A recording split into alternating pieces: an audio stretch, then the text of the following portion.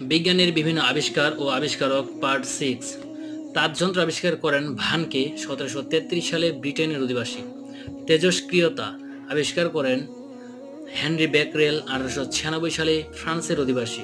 Thermometer আবিষ্কার করেন Galileo Galilei 1593 সালে ইতালির অধিবাসী।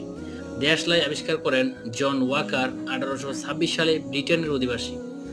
নাইলন আবিষ্কার করেন ডক্টর ওয়ালাস এবং এইচ ক্যারোথার্স 1937 সালে যুক্তরাষ্ট্রের অধিবাসী। পারমাণবিক বোম আবিষ্কার করেন রবার্ট ওপেনহাইমার 1945 সালে যুক্তরাষ্ট্রের অধিবাসী। পিয়ানো আবিষ্কার করেন ক্রিস্টোফোরি 1709 সালে ইতালির অধিবাসী। পেট্রোল ইঞ্জিন আবিষ্কার করেন নিকোলাস অটো 1876 সালে জার্মানির অধিবাসী। পেনিসিলিন আবিষ্কার করেন আলেকজান্ডার ফ্লেমিং 1928 সালে ব্রিটেনের অধিবাসী।